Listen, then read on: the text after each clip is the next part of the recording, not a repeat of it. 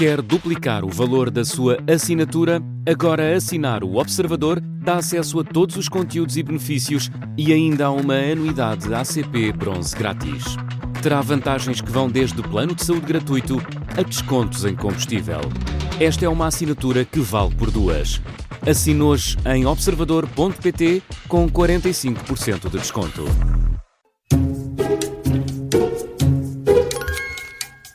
Começa agora mais uma comissão de inquérito das manhãs 360. Hoje é nosso convidado João Ferreira, vereador da Câmara Municipal de Lisboa. Bom dia, bem-vindo. Bom dia. Como está? Bem, Obrigada por ter aceitado o nosso convite. Um repetente. Obrigado, eu é que agradeço. Da última vez fez 19 pontos. Não chumbou. Vem ver se consegue melhor. Vamos ver. Se mantém a média. O João Ferreira lembrava-se bastante dessa comissão de inquérito. Nem por isso. Por isso, vamos ver se esta lhe traz melhores memórias. Vamos a isto, já sabe como funciona, portanto já esteve cá uma vez. A bandeira de Lisboa é preta e branca, tem o brasão de armas e um barco no centro e corvos. Quantos tem? 2. Sim, senhora, 2. É também, exatamente, um em cada ponta. É também o número de vereadores que o Chega conseguiu eleger, a CDU ficou apenas consigo. Carlos Moedas disse durante a campanha que o poderia convidar para assumir um pelouro. Já recebeu esse convite? Não. Não? Está à espera? Não, sinceramente, não creio que ele venha a ser feito. Mas aceitaria? Isso. Não, acho que não é verosímil que isso venha a acontecer. Aliás, acho que a forma como a campanha decorreu, aquilo que foi possível deixar muito claro do que são diferenças assinaláveis entre o projeto e a visão que temos para a cidade e aquela que Carlos Moedas tem e que tem vindo a pôr em prática, tornam isso pouco plausível, mais a mais na atual configuração do Executivo Municipal, em que outros já se perfilaram para cumprir esse papel de forma mais diligente. Quem é que está? Vocês tiveram aqui um entrevistado que se mostrou disponível para assumir pelouros. Bruno Mascarenhas. E nesse caso, sim, foi possível constatar durante a campanha eleitoral convergências óbvias em torno de muitos temas, entre aquilo que Carlos Moedas foi dizendo, fazendo, e aquilo que é a sua visão para a cidade e aquilo que essa outra força que agora entra no Executivo Municipal também tem vindo a dizer, até em temas que não são propriamente do domínio de competência da Câmara Municipal, mas nos quais tem havido uma coincidência de posições. É um cenário que afasta completamente. Vamos imaginar que há um convite. Ponderaria ou é um... Não vale a pena. É um exercício que pode ser interessante, um exercício especulativo que pode ser interessante. A questão não está colocada, volto a dizer, não foi colocada em nenhum momento desde que as eleições aconteceram. Não creio que venha a acontecer e francamente, não faz sentido mesmo que essa hipótese seja neste momento colocada em cima da mesa. Em todo o caso, às vezes há uma sobrevalorização dessa questão e uma subvalorização daquilo que é o papel dos vereadores que, sendo membros do Executivo Municipal, não têm pelouros atribuídos. Eu estive nessa condição ao longo dos últimos 12 anos, fui vereador, membro do Executivo Municipal, não tive pelouros atribuídos, mas acho que é importante não desvalorizar esse papel, mais a mais numa altura em que os vereadores com pelouros atribuídos não têm uma maioria no Executivo Municipal e em que o papel daqueles que não têm pelouros atribuídos é fundamental, não só na crítica, na chamada de atenção para aquilo que não está bem, mas também na proposta construtiva de soluções para aquilo que precisa de melhorar. Foi isso que fizemos ao longo dos últimos anos, é isso que vamos continuar a fazer. Eu disse-o por diversas vezes nas entrevistas antes das eleições. Reconhecer este caráter plural dos órgãos executivos municipais é também defendê-lo, reconhecê-lo e valorizá-lo é também defendê-lo mais a mais quando nós sabemos que há quem queira alterar a natureza destes órgãos, há quem queira expurgar os executivos municipais da chamada oposição, portanto ficam só os vereadores do partido mais votado, acabando com aquilo que é uma riqueza do nosso poder local democrático, com condições de escrutínio da ação do Presidente da Câmara Municipal de Lisboa, empobrecendo democraticamente democraticamente estes órgãos. Não é? Muito bem. Vamos, 5 pontos, sim. 5 pontos. Vamos precisamente agora recuar um pouco até à campanha autárquica ainda, se quiser, e para lhe perguntar o seguinte: quem é que num artigo que escreveu para o Expresso deixou a seguinte pergunta: estará João Ferreira a tornar-se no comunista de que a direita gosta? João Costa, o antigo Ministro da Educação... Ficou-lhe na memória este tipo. do PS. Ficou, sim. Achou uma provocação na altura? Acha que tem alguma coisa de verdade, pelo menos naquele contexto eleitoral? Não vou dizer tudo aquilo que penso sobre esse artigo. Enfim, passado este tempo, não vou dizer tudo aquilo que penso sobre esse artigo. Direi apenas aquilo que disse num comentário breve de resposta a esse artigo. Nós estamos hoje... Na altura tinha começado, há cerca de um mês, talvez, coisa parecida, ou nem tanto, o ano letivo, e nós tínhamos milhares e milhares de crianças por todo o país sem professores. É uma situação escandalosa e até revoltante. Aliás, neste mesmo momento em que estamos a falar, há ainda muitas crianças pelo país fora que não têm professores a pelo menos uma disciplina, algumas a mais do que uma disciplina. E certamente que este governo é responsável por isso. Tem culpas no cartório nesta situação, porque não tomou as medidas que se impunham e porque, enfim, não tomou, nem se vislumbra que possa vir a tomar medidas que possam colmatar este déficit de professores. Mas sendo justos, nós não podemos atribuir a este governo as culpas exclusivas pela situação que estamos a viver. Creio até, foi o que eu disse na altura, que João Costa, enquanto ex-ministro da Educação, alguma coisa terá a ver com o assunto. Não lhe será estranha esta situação. Isto, de alguma forma, serviu para fazer uma analogia com aquilo que aconteceu em Lisboa, com aquilo que aconteceu e acontece em Lisboa. Ou seja, em 4 anos, nenhum problema da cidade substantivo, dos mais substantivos, se resolveu. Quase todos se agravaram. As questões do espaço público, da mobilidade, dos transportes públicos, o problema da habitação, a recolha do lixo, mas se formos verdadeiros e justos, não podemos dizer que tudo começou em 2021. E, portanto, eu situava aí algumas das razões que justificavam a candidatura da CDU como sendo necessária e, mais do que necessária, imprescindível. Claro. Porque só ela garantia uma alternativa que a candidatura do PS não garantia. Porque o contexto, como sabe deste artigo, era precisamente a divisão de eleitorado à esquerda, que poderia retirar uma vitória à coligação liderada pelo PS, que, fazendo contas para os eleitorais, se é que se podem fazer, de facto, somando os seus votos aos votos da CDU, essa coligação, ultrapassavam a candidatura direita. Não, essas contas não se podem fazer. Há quem tenha dos eleitores a ideia de uma espécie de rebanho que é pastoreado por alguém e para onde o pastor manda o rebanho ir, ele vai. Não é assim.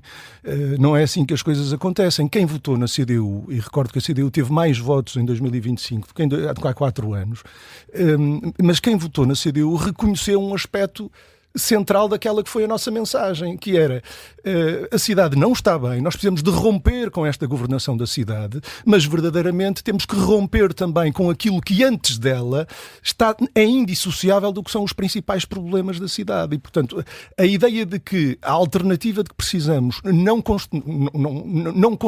estava num regresso ao passado da gestão PS, mais a mais quando não houve, eu tive a ocasião de o dizer neste mesmo estúdio, não houve até hoje um exercício crítico, autocrítico do que foram esses anos, 14 anos de governação do PS, que são indissociáveis, volto a dizer, de muitos problemas que a cidade hoje sente.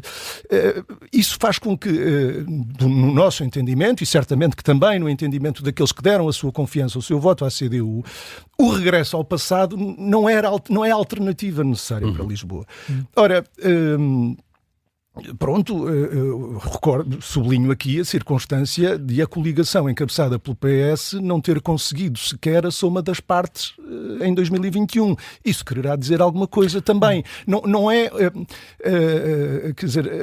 a mera aritmética eleitoral. Às vezes alguns acreditam, muito guiados por essa visão do eleitorado como essa espécie de rebanho, que a aritmética eleitoral resolve as coisas. Não resolve. É preciso ir mais fundo do que isso. É necessário construir visões, projetos para a cidade em que as pessoas possam acreditar. Não é? Pronto, e o João Ferreira não é o comunista de que mais a direita gosta. Agora vamos sair de Lisboa, João Ferreira, vamos para Nova Iorque. Zoran Mamdani foi recentemente eleito presidente, mayor de Nova Iorque, mas ele não nasceu nos Estados Unidos. Onde é que nasceu? No Uganda... Isto vai bater o seu recorde, pelo menos. Partilha do entusiasmo de alguma esquerda em relação a esta vitória? Vamos ver, há aspectos interessantes em todo este processo.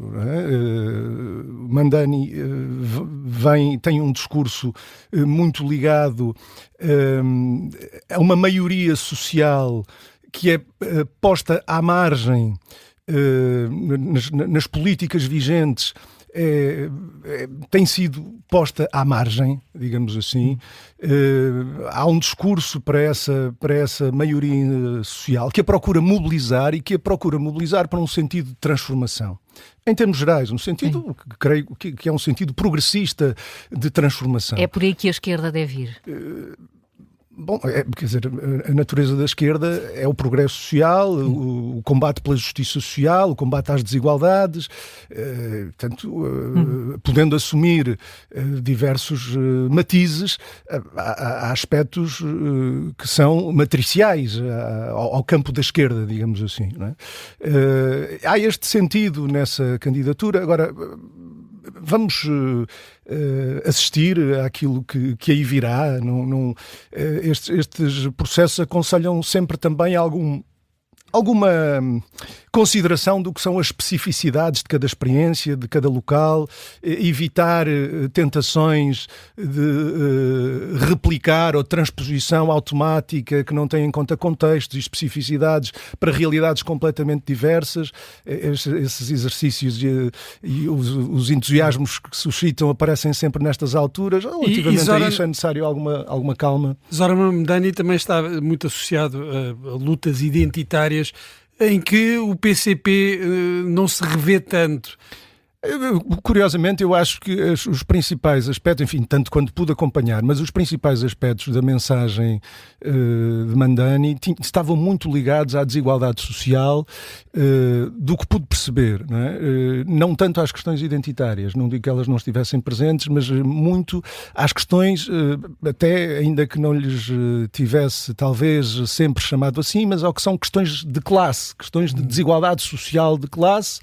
E é isso que explica o sucesso de... E num caso ou noutro, pondo em causa de alguma forma, princípios instituídos, como a ideia de que o livre funcionamento do mercado é algo de indisputável no que toca à alocação de recursos numa economia e, portanto, reconhecendo que tem de haver um papel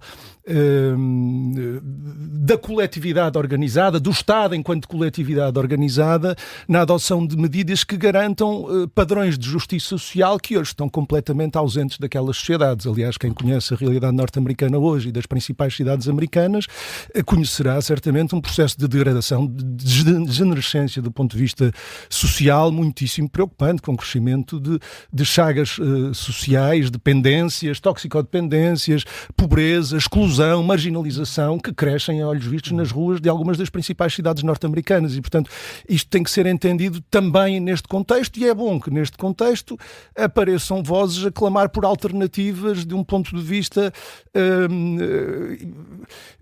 económico, social e que se afirmem como radicais no sentido de procurar ir à raiz dos problemas. Se o são ou não, se o vão ou não, o tempo dirá. Vamos esperar então e vamos regressar novamente a Portugal para a quarta questão. João Ferreira, quantas presidências de Câmara conseguiu a CDU nestas autárquicas? 12. E bem, está a ser dado, não, é só o que eu vos digo. Demasiado fácil, se calhar também. Bruno, capta aqui subir a parada. Nós só olhamos... Não, acho que não. A tua também. Acho que não. Se olharmos para o mapa eleitoral, vemos que o Chega tem melhores resultados em locais onde a CDU ou o PCP em tempos dominava.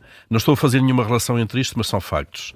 Significa que o PCP de alguma forma não está a acompanhar aquilo que são mudanças sociológicas, das inquietudes das pessoas, de alguma maneira?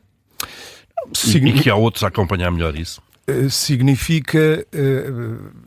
Essa segunda pergunta já pressupõe uma transferência de influência social e eleitoral que está por confirmar. A circunstância de o Chega ter os resultados que tem nas zonas onde tem não está desligada também de reorganizações no campo da direita. Claro, é visível que para lá disso depois entra, mas como a direita também sempre entrou em muitos desses sítios, em camadas sociais relativamente amplas. Agora, isto é indissociável de um processo que não é sequer exclusivo de Portugal, de um ambiente político, social, ideológico que hoje que aí está, a conformação, o processo de conformação deste ambiente político, social e ideológico condiciona as condições em que as batalhas eleitorais são travadas, que ninguém tenha a mínima dúvida sobre isso. Quer dizer, nós hoje, quando assistimos à promoção de valores como o individualismo, a atomização do indivíduo, a procura a desvalorização da dimensão social da nossa existência. Tudo isso são valores que são expressão deste ambiente político, social e ideológico, que são disseminados a partir de um ambiente, de um aparelho político ou mediático que hoje tem uma capacidade de influência à escala de massas muitíssimo mais condicionadora do que aquilo que acontecia há algumas décadas atrás. Sociais. Também com as redes sociais, não só, mas com as redes sociais. Os órgãos de comunicação social tradicionais também não ficam fora disto. Aliás, basta assistir à presença que hoje esse partido tem nos órgãos de comunicação social para percebermos aquilo que estou a dizer, como é que este ambiente é formado. Não é uma questão exclusiva das redes sociais, embora os algoritmos que orientam o funcionamento dessas redes tenham alguma coisa a ver com o assunto também. Agora, é mais do que isso, não é? E esse ambiente cria um contexto que influencia profundamente as batalhas que, do ponto de vista social, político e eleitoral, toda a esquerda está a cair. O LIVRE, por exemplo, provavelmente está a ir buscar alguns eleitores descontentes com a CDU ou com o Bloco de Esquerda, por exemplo. Quer dizer, a CDU também cresceu, das penúltimas eleições para estas últimas, também cresceu consideravelmente. É certo que são eleições diferentes, são eleições autárquicas, mas, apesar de tudo, não desvalorizaria isso. Não é? Em termos de massa eleitoral, há um crescimento significativo. Foi pouco assinalado, mas acho que vale a pena registá-lo. Foi um crescimento bastante significativo em poucos meses. Não é? E isso significa também que o PC optou por uma estratégia errada no que diz respeito à liderança, porque o João Ferreira, em Lisboa, conseguiu resultados muito superiores do que o partido conseguiu nas legislativas. Haveria outros nomes que pudessem obter melhores resultados com o PCP? Isso aconteceu não só em Lisboa, mas em muitos outros sítios. Aliás, é muito comum. Mas Lisboa é a cidade mais importante, o município mais importante do país. Sim, desde logo nos municípios onde a CDU conquista as presidências de Câmara, isso é feito hoje à custa. Durante muitos anos implicava duplicar ou triplicar a votação que se tinha em legislativas. Hoje implica quadruplicar, quintuplicar, ou seja, o que há é aqui um reconhecimento por parte de grandes franjas do eleitorado da especificidade inerente às eleições autárquicas. São eleições diferentes, são eleições locais em que há outros elementos que são valorizados para além daquilo que é habitualmente valorizado noutras eleições. Esses fatores nacionais não se apagam, não deixam de estar presentes e em Lisboa houve todo um ambiente que não deixou de condicionar e se calhar certamente que há pouco, quando referiam a eleição por parte desta nova força que entra no Executivo Municipal de 2 vereadores, não se está desligado disto, não é? Mas, por outro lado, há também uma atenção e uma valorização a aspectos da mensagem local, do projeto que se apresenta, do trabalho que se fez. E também da pessoa que as pessoas podem ter também o seu papel, mas eu acho que é injusto também não reconhecer, quer dizer, isto não foi uma campanha de um homem só. E é injusto não reconhecer também, desde logo, o trabalho dos outros eleitos, da Ana Jara, vereadora do PCP nos últimos anos, e que só não continua a ser por um voto, como sabemos, num universo de mais de quase 250 mil votos. Por um voto não conseguimos eleger o nosso segundo vereador, no caso a Ana Jara, que tem também ela um reconhecimento grande na cidade, junto de setores muito diversos. Vamos avançar para a última pergunta, rapidamente. Quantas greves gerais houve em Portugal depois do 25 de Abril? Eu creio que 10. Está certo, 25. Totalista. O pleno. Isto foi demasiado fácil também. Só 7 pessoas conseguiram o pleno até hoje. Para compensar a última. E a última não tinha também Foi muito sido boa, nada não? mal. Esta greve geral que agora foi convocada faz sentido neste momento. Estamos mesmo perante um retrocesso histórico se este pacote laboral for aprovado. Sim, faz e estamos. Eu acho que, ainda assim, antes, queria assinalar esta circunstância. Nós tivemos meses e meses, as últimas semanas, pouco se falou do pacote laboral. Acho que reconhecerão isto. Ele já foi apresentado há meses e o tratamento desta questão no espaço público mediático tem sido muito parco, para dizer o menos. Não é? Aqui chegados, não podemos dizer, os últimos dias isso talvez tenha alterado um bocadinho, mas não podemos dizer que seja do conhecimento da generalidade da população os aspectos mais significativos deste pacote laboral. Então, rapidamente, quais são estes aspectos e o retrocesso? Deixa-me só dizer isto. E ele tem, de facto, a ver com a generalidade da população. Ele tem muito a ver se há medidas que vão impactar de uma forma profunda a generalidade da população, porque a maioria da população são trabalhadores por conta de outrem, são trabalhadores assalariados e nessa medida vão sofrer as consequências deste pacote laboral, trabalhadores do público, trabalhadores do privado, trabalhadores no ativo, trabalhadores reformados também, trabalhadores que ainda não o são, jovens que estão hoje a estudar e que amanhã vão entrar no mercado de trabalho. Há uma amplíssima maioria social que vai ser tocada por estas medidas. E, portanto, seria de esperar que houvesse um debate, um conhecimento num espaço público mediático do que é que estamos a falar. Agora, nós estamos a correr o risco de entrar noutro momento em que, de repente, é marcada uma greve por causa deste pacote laboral e em vez de falarmos do pacote, estamos a falar só da greve. Se justifica, se não justifica. Ora, não é possível responder a isso sem falar no conteúdo do pacote.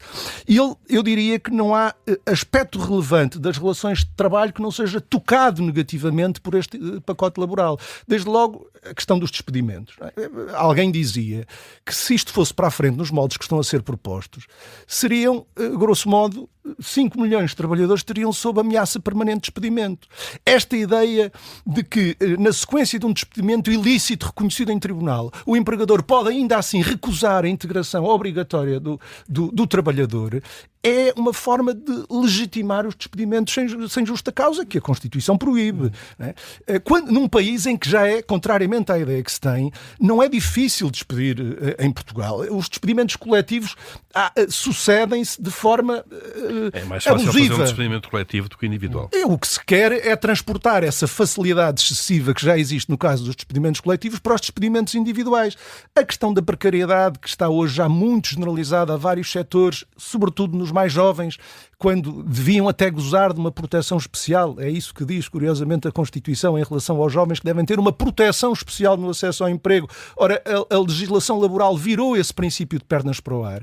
E este pacote laboral quer generalizar aquilo que hoje acontece para esta camada de trabalhadores a todos os trabalhadores. Trabalho temporário, contratos a prazo, contratos de muito curta duração, trabalho intermitente, a escassa proteção que existia para os trabalhadores independentes em situação de dependência económica é removida. Há toda a dimensão familiar, das dificuldades que são criadas à conciliação entre a vida profissional e a vida familiar, com retrocessos, eu diria, de décadas. A possibilidade de pôr um trabalhador ou uma trabalhadora mãe a trabalhar até 50 horas por semana. Quer dizer, nós conseguimos, vários países conquistaram as 40 horas de trabalho no final do século XIX, ao longo do século XX isso foi-se consolidando. Então o progresso científico e tecnológico abre-nos novas portas para avanços no campo social e nós estamos a retroceder a este nível. Está a merecer, de facto, um grande debate. Não temos tempo para mais. João Ferreira, muito obrigada por ter vindo à comissão de inquérito. 25 pontos. É mais um. Obrigada.